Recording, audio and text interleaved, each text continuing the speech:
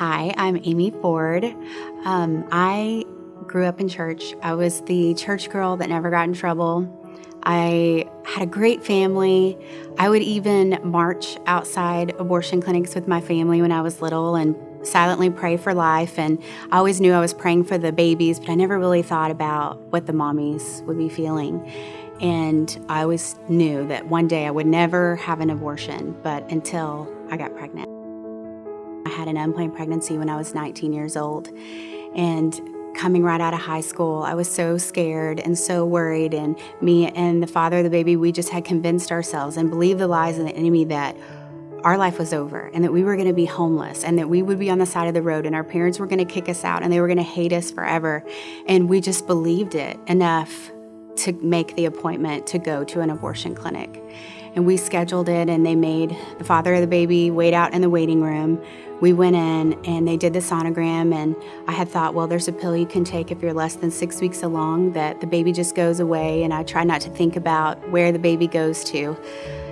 And so when they did the sonogram, they said, well, you're a little too far along to do it that way. These are the methods that we do it. And they started explaining it to me, and I had been stuffing down all the emotions and really been in robot mode and just trying not to think about it and getting through it and just know that if I just get through this abortion, then I'll deal with the consequences of a broken heart later. But for now, I just needed to get through it. So in that moment, when they did the sonogram and I saw the little fetus and baby on the screen, all the emotions just came up right then, and I just started bawling and crying so hard, and I was so scared, and I started actually hyperventilating, and I passed out in the abortion room.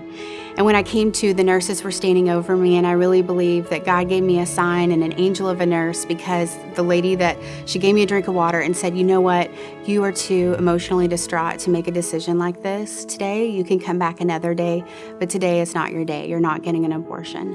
And so I walked back out into the waiting room, and I told the father, my baby, we're still pregnant. And so we just decided in that moment to just see what happens. And all those lies we had thought, that we had believed that the enemy had told us about our life being over, they were all just that. They were lies. Of course, our parents were disappointed, but it was not what we had thought it would be.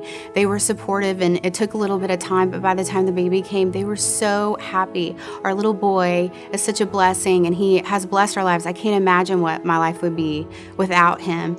And we ended up getting married, and we have 4 kids now, and there is life after this, that you can go forward. If there's any girls that are watching right now, and especially church girls, that you feel extra shame and condemnation because you feel like you should have known better, I just want you to know that there is life past this, and God loves you so much, and He will use this for good. He promises He will turn everything for good for those that love Him, and you do love Him, and you just be brave and be courageous. Get involved in a church family and let the church love on you and get some support, and you can get through this. We love you too.